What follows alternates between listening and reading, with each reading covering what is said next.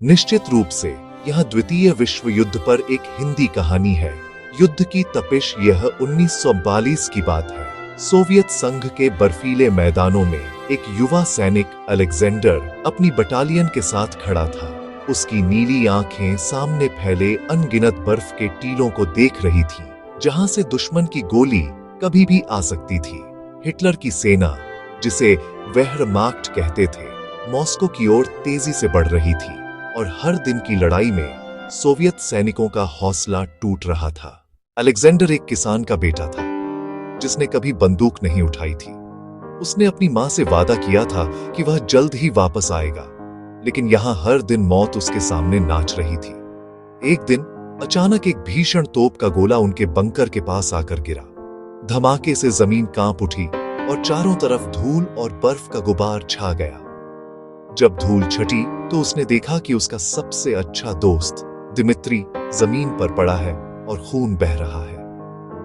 Alexander ने Dmitry को उठाया और उसे एक सुरक्षित जगह पर ले गया, लेकिन तब तक बहुत देर हो चुकी थी। अलेक्जेंडर, हार मत मानना। यह लड़ाई सिर्फ हमारी नहीं, बल्कि उन सभी की है जो आजादी से जीना चाहते हैं। दिमित्री की ये बातें अलेक्जेंडर के दिल में घर कर गईं। इस घटना के बाद अलेक्जेंडर एक अलग ही इंसान बन गया। उसके अंदर डर की जगह बदला लेने की आग जलने लगी।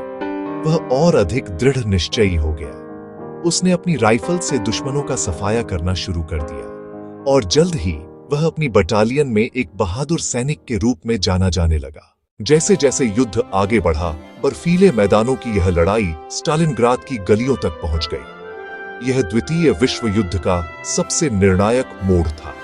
यहां हर घर, हर गली एक युद्ध का मैदान बन गई थी। दोनों तरफ से भयंकर लड़ाई हो रही थी। एक रात अलेक्जेंडर को एक गुप्त मिशन पर भेजा गया। उसे दुश्मन के पीछे जाकर उनकी संचार व्यवस्था को नष्ट करना था। अंधेरी रात में वह चुपके से दुश्मन की रेखाओं के पार गया। रास्ते में उसे कई मुश्किलों का सामना करना पड़ा। एक जगह पर उसे एक घायल जर्मन सैनिक मिला।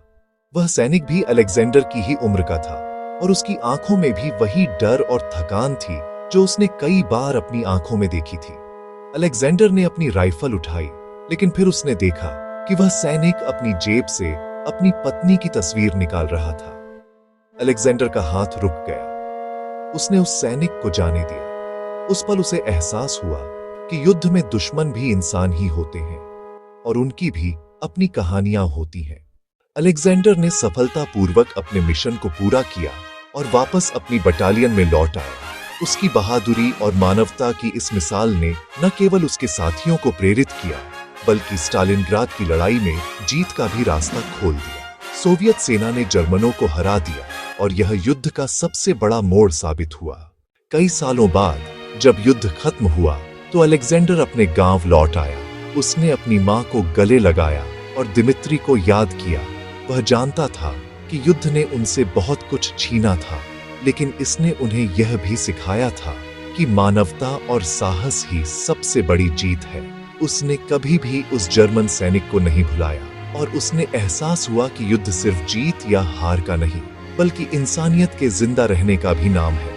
यह कहानी एक छोटे से सैनिक की कहानी थी, जिसने युद्ध की बर्बरता के बीच भी अपनी मानवता को नहीं खोया।